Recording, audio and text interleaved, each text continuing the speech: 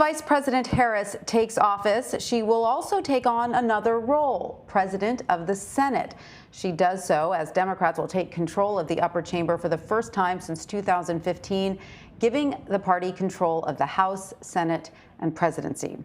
Don Ritchie is the historian emeritus of the United States Senate, and he joins me now from Bethesda, Maryland. Don, welcome. Great to have you with us. So Democrats will have the slimmest of Senate majorities, literally the slimmest possible, just 50 seats, thanks to the 2 victories in Georgia. How will this impact Vice President Harris's role as president of the Senate? I mean, realistically, she's not going to be around for every vote, correct? What are her specific responsibilities? She is going to have to stay very close to the Senate because she does have the tie-breaking vote as the president of the Senate, sort of the way that Vice President Cheney did back in 2001 when the Senate was similarly tied for a period of time. And so they will keep her informed as to if a vote is expected and how close it will probably be and whether they need her. And that will restrict some of her abilities as vice president. Vice presidents used to spend all of their time presiding over the Senate, but gradually during the 20th century, they all migrated down the hill to the White House, and they become sort of an assistant president now.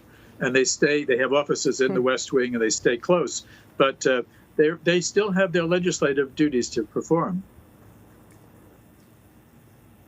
And tell us how you believe Joe Biden's presidency will be colored by the fact that he spent so many years as a senator. How do you see that informing his presidency? And so while I was watching the inauguration today, I was thinking that when Biden came to the Senate in 1970, I think 1972, the inaugurations were actually held on the other side of the Capitol. Through the 1970s, they had always been on the east front of the Capitol. Starting in 1981 with President Reagan's inauguration, they were on the west front. He's literally seen the whole show turned around. He's been there as long as most long-term senators could serve. He knows most of the members of the Senate, although a lot of them have come since he left the Senate. But then as vice president for 8 years, he swore in most of the newer senators coming in. So he is very much a man of the Senate as an institution. I think he understands it. I think he has very good connections to it. In fact, during the Obama years, he was the go-between person between President Obama, who had only spent 4 years in the Senate, and a very difficult legislative body that was difficult for all presidents. So I think he's going to use that expertise very much in trying to carry out the themes of his inauguration, which was, you know, we can debate these issues, but we have to be civil about it, and we have to try to come back together and unite to do something together. He knows how to reach across the aisle for sure. Now, of course, every vice president dating back to Spiro Agnew has spent some time in either the House or the Senate. Historically, how have presidents used their vice presidents to coordinate with Congress? Well, you know, historically, presidents and vice presidents often didn't have a lot to do with each other.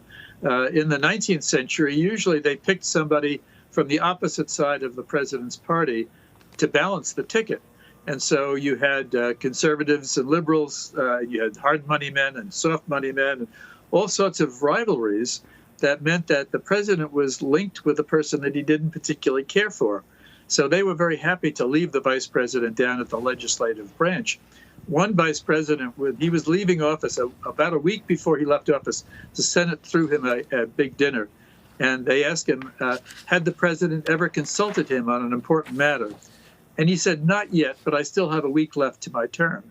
And that symbolized it. Now, since then, in the 20th century, vice presidents, starting with Richard Nixon in many ways, started becoming much more integral parts of the administration. And the idea of picking somebody who you were disagreed with as your running mate faded away in American politics. So we have a very different situation today. And I think this president, who served as vice president for 8 years, sees his vice president playing the same type of role as a close advisor, the last person in the room to discuss issues with, but also as a connection to the legislative branch to go down and essentially personally lobby for the administration. And as you know, we mentioned earlier, few people have served longer in the Senate than President Biden. In fact, few people have served longer in public office than President Biden. What were his accomplishments during his 36 years as Delaware's senator? Well, he had quite a remarkable time in the Senate. You know, he came into the Senate under very tragic circumstances, in that his wife and baby daughter were killed in a car crash before he was sworn in. And in fact, the Secretary of the Senate went to Delaware to swear him in the hospital room with his two sons at the time. And he was not sure at first whether he was going to come down to serve as a senator. But the senior senators sort of took him under their wing, and they really encouraged him. They got him to understand the institution of a Senate. He wound up becoming good friends with conservative Democrats as well as liberal Democrats, with Republicans as well as Democrats. He understood the institution. And he, through seniority, moved up the line to become first the chairman of the Judiciary Committee and then the chairman of the Foreign Relations Committee, two of the most significant committees on the Hill. And most of the work of the Congress, of the Senate in particular, goes on in committee. And that's the period when people are less partisan. They're less in the public view. They can cut the deal. They can try to get something done. They learn how to compromise.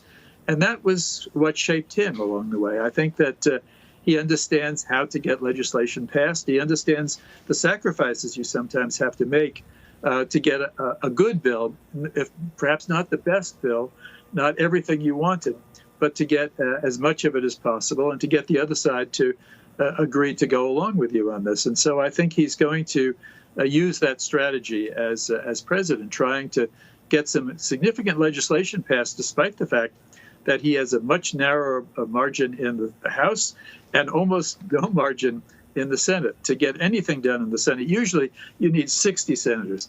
This time around, he's basically got 50 senators plus the vice president's vote. And so he's going to have to do a lot of negotiating to get anything of any consequence done. But if anybody can do it, he's got the record to do it. And especially as he says he wants to hit the ground running, for sure. You know, Don, as Senate historian, I wonder if you could contextualize for us the events of 2 weeks ago. What happened in those hollowed halls that you have, spent a lifetime studying and categorizing? Could you contextualize the events of 2 weeks ago for us, please? Well, it was so startling today to see the president-elect and the other dignitaries coming through the same corridors, going through the we saw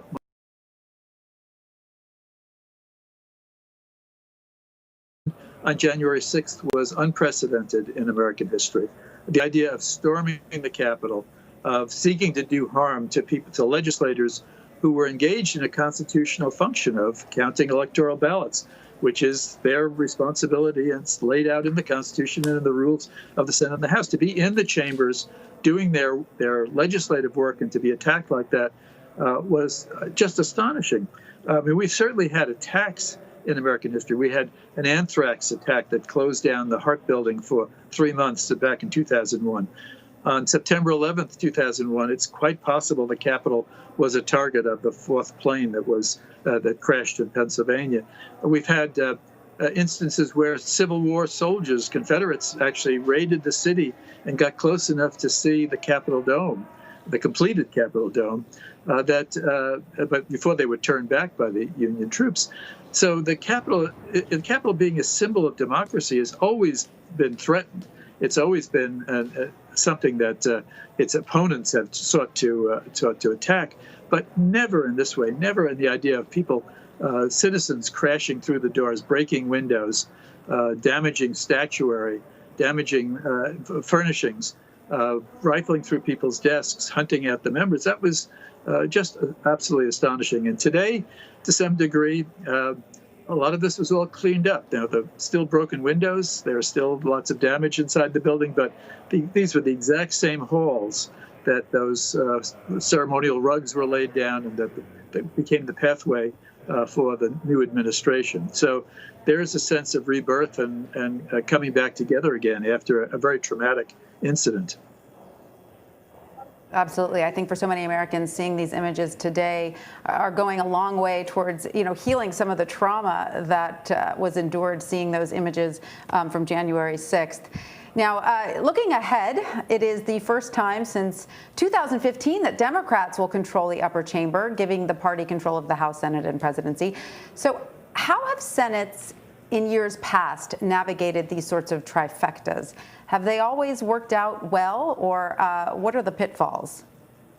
Well, when President Obama took office, he had the same situation of controlling both the House and Senate, but by much larger margins. In fact, he had 60 senators, which was described as a filibuster-proof Senate.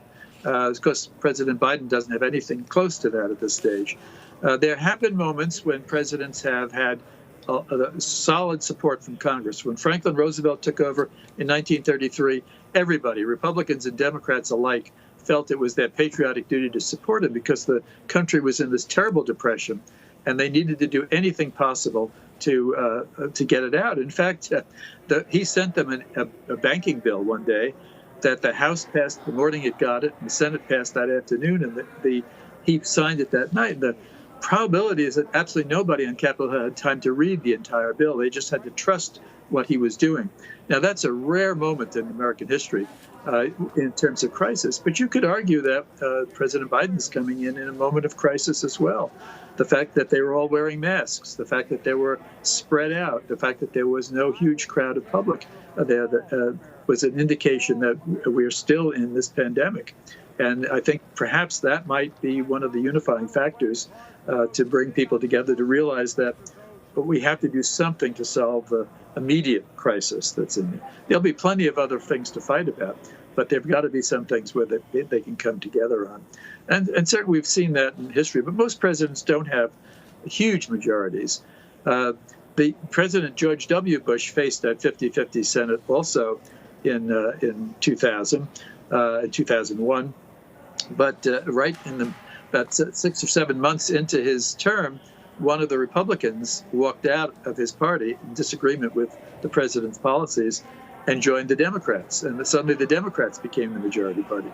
So that was the only time in American history where the majority has switched in the middle of a Congress. It's a 50-50 Congress is that fragile. And it's going to be a very difficult one to operate. I don't envy the new majority leader. To be a majority leader with that small of a majority is a tremendous burden. Back in 1953, when Lyndon Johnson was the Democratic leader, he actually had more votes as the minority leader than the majority did because so many senators had died and been reappointed during the committee. So there have been difficult times like this. It's a real test of a legislator's skill to see how they can operate given the cards that they've been dealt, essentially. And so the administration is going to be looking at Senator Schumer very carefully for leadership in this very difficult time. So, Don, talk to us a little bit about the filibuster, the future of the much maligned filibuster.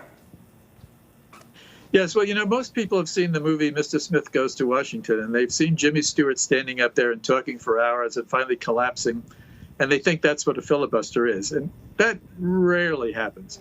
The Senate has a lot of rules and a lot of mechanisms for the minority to stop things from happening, from ever getting to a vote.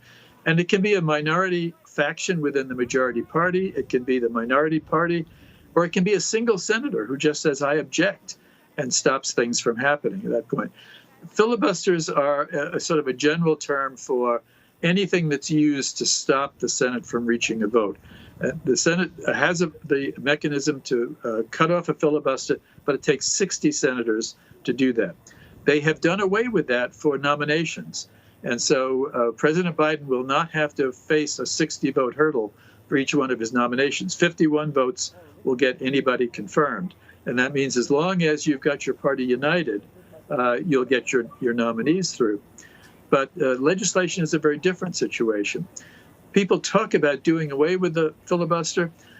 I'm not sure that the Senate's quite ready to do that, either party, in part because the filibuster empowers every single senator. It makes them it gives them the ability to bring things to a halt. And sometimes it's just as important to stop something from happening than it is to make something happen. And so I'm not sure that the senators will want to abandon that completely. And I don't necessarily think that a 50-50 Senate is the time that you can get that done. Perhaps with a much larger majority, it might happen. But the Senate is an institution that works on precedent and tradition, and it's very reluctant to give up the ways in which it's done business in the past. And certainly Joe Biden knows that as well as anyone. What do you think is likely to be the future of, the few senators who have been pointed out as standing in the way of counting the electoral votes as they should have been? Do you see that? Do you see the actions of those senators as being par for the course, or did that stand out to you as very different behavior? Well, the senators have a responsibility to speak their mind for their own conscience and speak for their constituents as well. And so they felt that they were doing both. Now they'll be judged by Don. I'm sorry to interrupt, but I just want to point out that we are watching President Biden participate in the signing ceremony. He is signing the first official documents as president. Do you want to give us some context into the importance of this symbolic action? Yes, he is right now in the president's room behind the Senate chamber. And it's a room in which presidents of the United States used to come on their last day in office and sign the last legislation that was passed, because their signature would only be good until noon when they took their successor took their oath. That it's a richly decorated room with pictures of George Washington's cabinet, and on that table, much important legislation has been signed over time. But at the beginning of each president's term, there usually are a series of executive orders that have been prepared in advance. And the new president comes in and sits down and signs those, so that within minutes of taking the oath of office, he is performing the oath. He's performing the office official duties by signing such executive orders. Executive orders have become a lot more important in the days when Congress has been less cooperative. If they can't get a law, they can get an executive order. The difference between them is a law is on the books and stays. An executive order is probably going to be replaced by the next administration, which disagrees with it. And can you give us some insight into which executive orders President Biden is signing today? I'm not sure of exactly which ones. The newspapers have mentioned that he intended to deal with several in the next several days, reversing some of the executive orders of his predecessor, dealing with rejoining the Paris Accords, dealing with the DACA Yes, Act. And so those are issues I'm sure that will be very much at the top of the stack of executive orders that he'll be signing for the rest of the week. Yeah, that is correct. That is the information I'm receiving as well. Caitlin, if you are with us, do you have any more insight into what President Biden is signing today? He's rejoining the Paris Accord, the World Health Organization. What else do we know about what he's signing today? Later today, Tanya, when President Biden is back at the White House, he will sign 17 different executive actions. But what he's signing right now while he's at the Capitol are 3 documents. One is the Inauguration Day proclamation. The other 2 are nominations for cabinet positions and nominations for sub-cabinet positions. After he is done signing those 3 documents, important clerical work really, in that room of the Capitol, he will then go to the east side of the Capitol, where he'll be joined by the commander of the Joint Task Force for the National Capital Area region, and that's where he will get a review of the readiness of military troops. And at that event, every branch of the military will be present. Afterwards, he and Kamala Harris will come back down to this side of Pennsylvania Avenue where I am.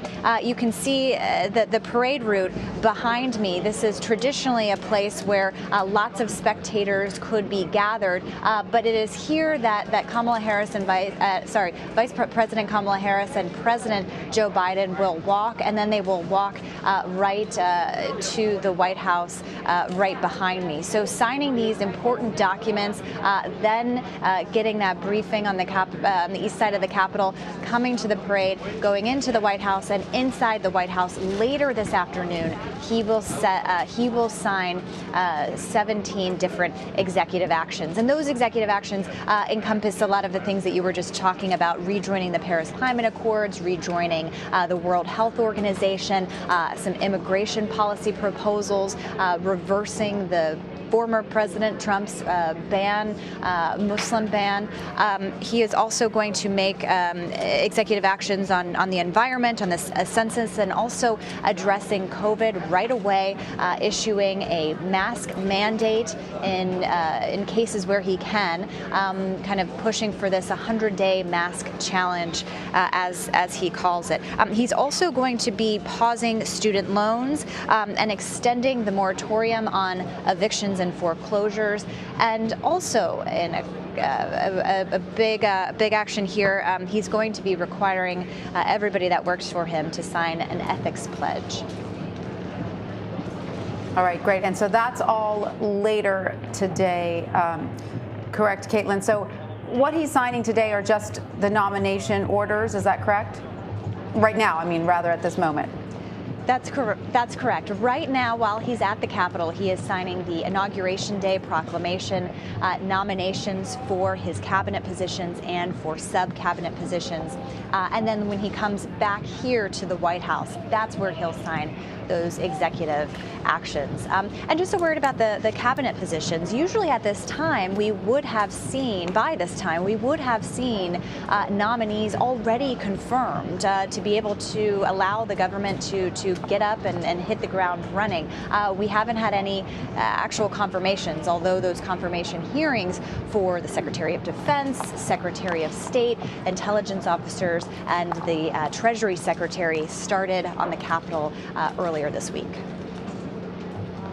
All right, I want to thank Don Ritchie, Senate Historian Emeritus, for joining us. All your fabulous insight into Senate history. We could talk to you all day. Thank you so much for your insight. We appreciate it. Thank you.